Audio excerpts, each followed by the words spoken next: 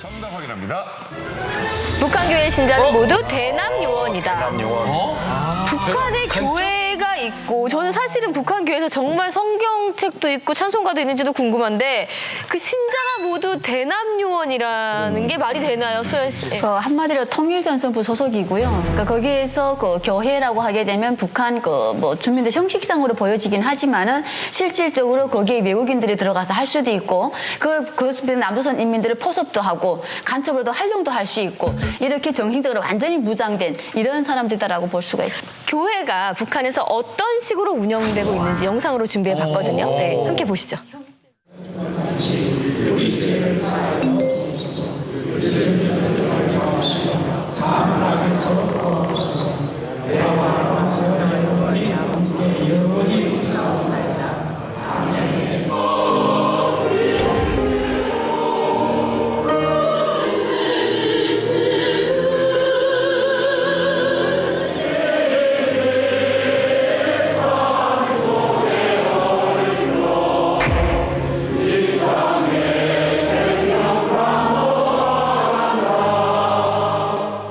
예수님께서 이 세상을 끝없이 사랑하셔서 자기 몸을 십자가에 희생시키시고 3일 만에 부활하심으로써 이 땅의 평화는 오직 피의 대가로 이루어졌고 또 그 대가를 치른 이는 영생한다는 진리를 심어주셨음을 믿고 있습니다. 우리 신앙인들은 하느님 곧 김일성 주석님이다. 김일성 주석님이다.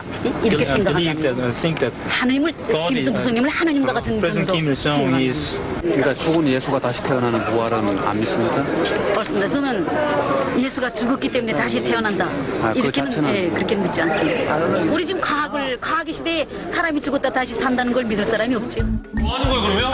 자, 지금 북한 내 교회 모습과 해외에서 이제 그 전도 활동하면서 뭐 증언하는 모습들을 이렇게 봤고 그리고 또 교회에서 나온 신도 역시도 저렇게 얘기를 하고 있어요. 그러니까 뭐가 지금 맞지가 않아요. 앞뒤가 안 맞아, 지금 톤이 안 맞아. 그 교회가 있는지부터 확인해 보죠. 있죠. 봉습교회 있잖아요. 우리 가면 거기 예배 드리잖아요. 있어요?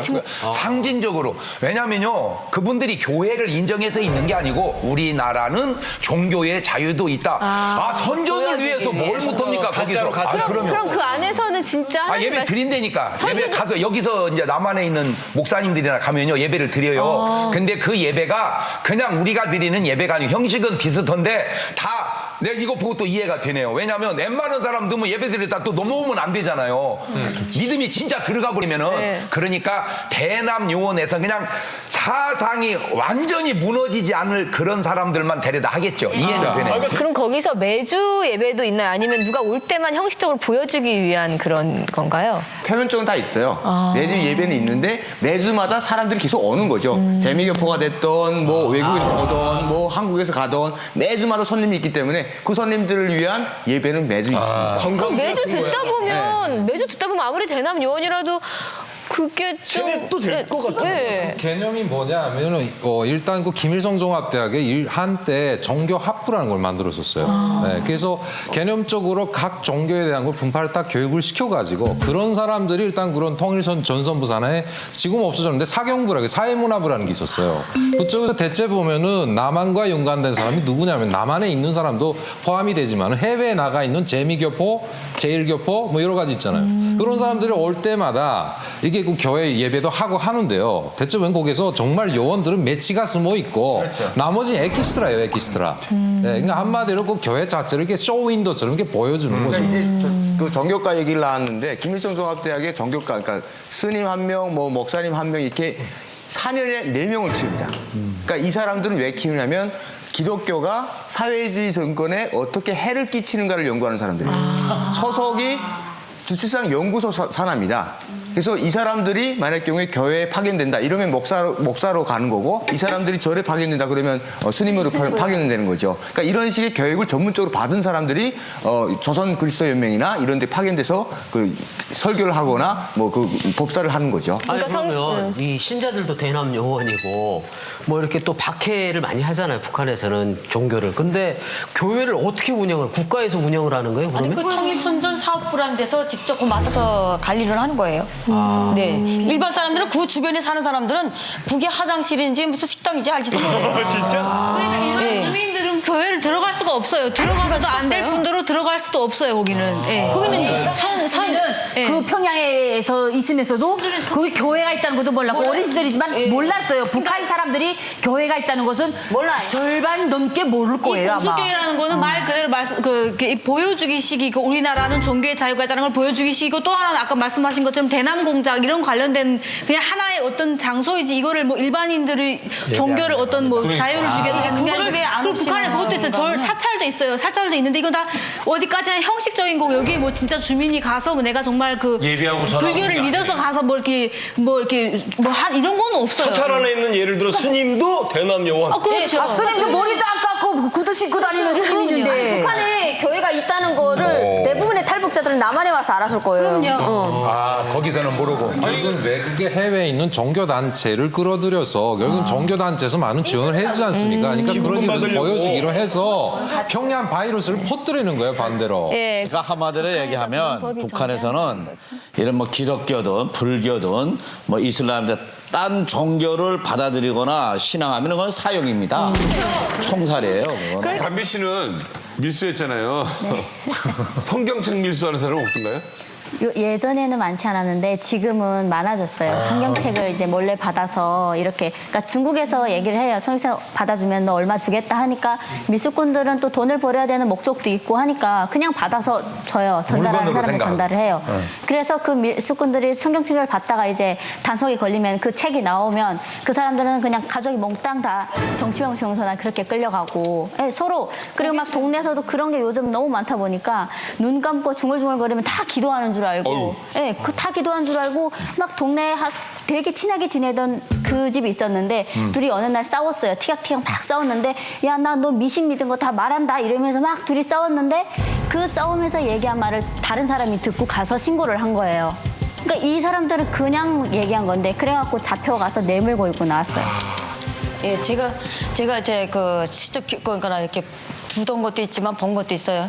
남포에 지하교회라는 게 있었어요. 그때 그 단속이 엄청 심했어요. 거기 이제 가담되는 사람들이 인민반장도 있었고 이제 그 남포시 주요 지책에 있는 사람들도 거기 이제 가담됐는데 그게 이제 발각이 됐어요.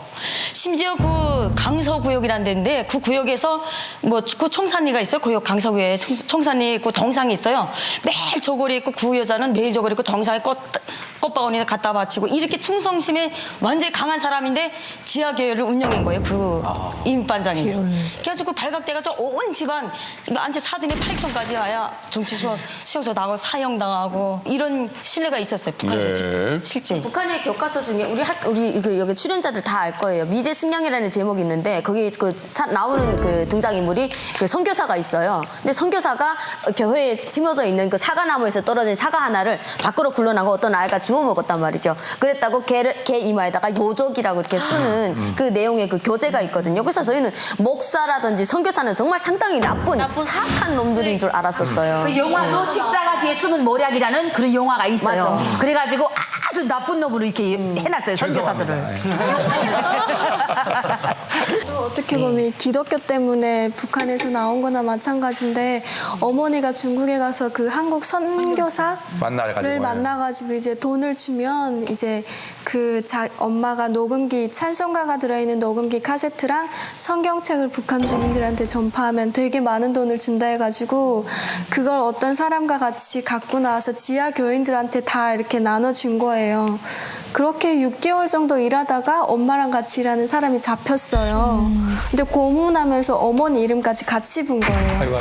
그래서 그 날로 차 타고 와가지고 보위원들이 어머니를 데려가고 어머니를 보름 동안 이제 감옥에서 어머니가 고문을 받다가 잠깐 아버지가 뇌물을 주고 병보석으로 데리고 나온 다음에 그냥 고민할 겨를도 없이 탈북을 했거든요. 그 종교의 자유를 있다는 것을 한국에 와서 이제 처음 접하게 됐잖아요. 그때 기분은 어떠셨을지 궁금해요. 그 국정원에 있을 때 종교 활동을 하거든요. 그러니까 북한에서는 뭐든 다 집단으로 움직일 때는 무조건 나가야 되고 무조건 참석을 해야 되는 건 줄 알고 국정원에 왔을 때 교회 가고 막 이렇게 가길래 난 누워서 자고 싶은데 억지로 막 나가서 막 기도하고 이러다 보니까 그때는 그냥 무조건 해야 되는 줄 알았어요. 그럴 수 있겠다. 그러니까 흔히 지금 종교단체를 통해서 들어오는 탈북자들이 제가 알건대는 90% 97% 이상이 된다고 제가 알고 있거든요. 근데 이 사람들이 오게 되면 교회나 어디 종교에 안 가요. 왜 안 가냐? 뭐 많은 이유가 있을 건데 가장 중요한 것은 뭐냐면 교회 표에 붙여 있는 구호 때문에 안 가는 확률도 있더라고요. 어떤 표현이냐면 모이기에 힘쓰라는 표현이에요. 북에서 모이기에 지치다 하는 사람들을 자꾸 모이라 그러니까 거기에 기가 아주 뺏기는 거예요. 네, 저 오늘 뭐 얘기 이렇게 쭉 들으니까 비밀의 문 여러 가지 문이 있습니다만은 참 갑갑하고 대동강빵만 자꾸 생각나고. 그게 너무 셌어요, 아까. 네. 봉수교회 완 사람들이 대남 요원이다 하면 이제 조금 더 오해가 있기 때문에 봉수교회 지도자들은 다 대남 요원이고요. 그다음에 그 여자들이나 이런 사람들은 가족들입니다. 그러니까 대남 통일전선 사업부 산하에 그 외곽 단체가 많은데 조선기독교연맹 중앙위원회가 있고 지금은 그리스도연맹으로 바뀌었죠. 네. 그다음에 불교도연맹, 조선사회민주당, 천도교 총호당, 불교도연맹 이런 단체가 다 통일전선 사업부 소속입니다. 소속 기관들.